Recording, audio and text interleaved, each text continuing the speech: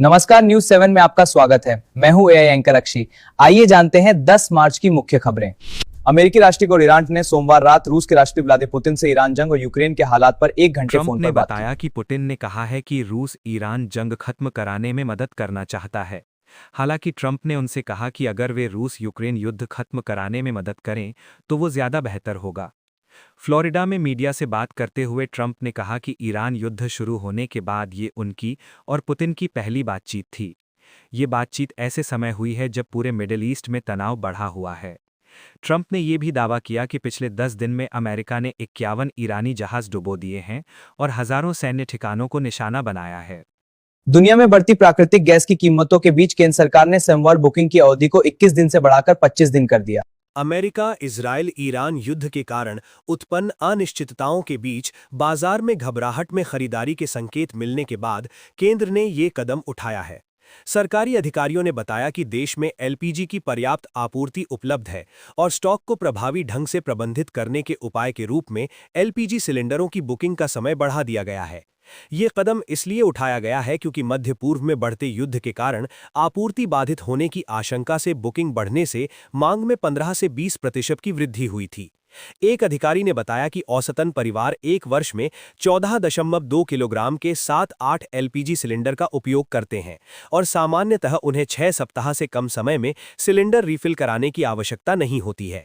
एक वरिष्ठ अधिकारी ने कहा कि अंतर्राष्ट्रीय कच्चे तेल की दरें $100 प्रति बैरल से ऊपर होने के बावजूद फिलहाल पेट्रोल और डीजल की कीमतों में वृद्धि नहीं की जाएगी। इंडियन ऑयल, भारत पेट्रोलियम और हिंदुस्तान पेट्रोलियम जैसी तेल विपणन कंपनियां फिलहाल मौजूदा लागत दबाव को वहन करेंगी। उन्होंने कहा कि सरकार वैश्विक तेल बाजारों पर कड़ी नजर रख रही है, लेकिन फिलहाल खुदरा ईंधन की कीमतों में बढ़ोतरी की कोई योजना नहीं है।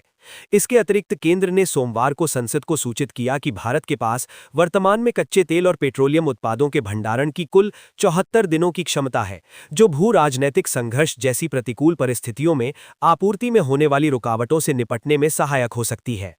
अमेरिकी राष्ट्रपति डोनाल्ड ट्रंप कहते हैं, हमारा पहला साल अब तक के किसी भी राष्ट्रपति के कार्यकाल का सबसे बेहतरीन साल रहा है। अमेरिकी राष्ट्रपति डोनाल्ड ट्रंप कहते हैं, हमारा पहला साल अब तक के किसी भी राष्ट्रपति के कार्यकाल का सबसे बेहतरीन साल रहा है और इसमें आप भी शामिल हैं। आपकी मदद और कड़ी मेहनत से हम अमेरिका को फिर से महान बना रहे हैं और हम इसे उम्मीद से कहीं ज़्यादा तेज़ी से कर रहे हैं। ये पहले से बेहतर, ज़्यादा मजबूत है और हमारा देश वाकई बहुत अच्छा कर रहा है, उस स्तर पर जिसकी किसी ने कल्पना भी नहीं की थी। हमने कुछ बुराइयों से छुटकारा पाने के लिए एक छोटा सा अभियान चला रहा। मुझे लगता है कि आप देखेंगे कि ये एक अल्पकालिक अभियान होगा। हमारी सेना कितनी अच्छी है ना? कमाल की। दिल्ली के उत्तम नगर हत्याकांड पर विश्व हिंदू परिषद नेता विनोद बंसल ने कहा, पीड़ित के चेहरे अंगों की हालत देखकर रोंगटे खड़े हो गए। बंसल ने कहा, यह एक भयावह दृश्य था। पीड़ित के चेहरे और अंगों की हालत देखकर रोंगटे खड़े हो गए। उसके दादा का हाथ टूट गया, माता पिता गंभीर रूप से घायल हो गए और परिवार के अन्य सदस्यों को भी चोटें आईं। होली के दिन सरेआम सड़क पर पीट पीट कर मार डाले गए एक जवान बेटे की हालत की कल्पना करना भी मुश्किल है। हमने परिवार के सभी सदस्यों से मुलाकात की और सामुदायिक सभागार में भी मिले, जहां एक बड़ा खाटिक समुदाय का मंदिर स्थित है। हमने मंदिर परिसर में मुलाकात की और विस्तार से चर्चा की कि उसके साथ क्या हुआ था। देश की राजधानी में हुई यह क्रूर हत्या बेहद चिंताजनक, निंदनीय और पूरे हिंदू समुदाय के लिए एक सबक है।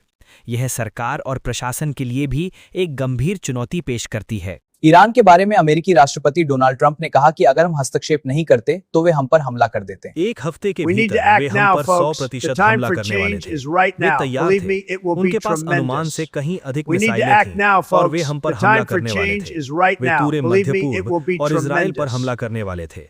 अगर उनके पास परमाणु हथियार होता तो वे उसका इस्तेमाल इजराइल पर कर देते। ये एक बड़ा हमला होने वाला था। उनके पास वे सभी मिसाइल ठिकाने और लॉन्चर थे, जिनमें से हमने लगभग 80% को नष्ट कर दिया है। उनके पास अब बहुत कम लॉन्चर बचे हैं। हमारी सेना ने जो किया है वो अद्भुत है। स्पीकर ओम बिरला को हटाने के प्रस्ताव पर आज लोकसभा में चर्चा होगी। लोकसभा में यह चर्चा 12 बजे के करीब शुरू होगी। स्पीकर ओम बिरला को हटाने के प्रस्ताव पर आज लोकसभा में चर्चा होगी। लोकसभा में ये चर्चा दोपहर 12 बजे के करीब शुरू होगी।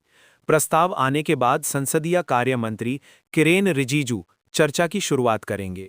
बीजेपी की ओर से स्पीकर हटाने के प्रस्ताव पर किरेन रिजिजू, रविशंकर प्रसाद, निशिकांत दुबे समेत कई वक्ता अपनी बात रखेंगे।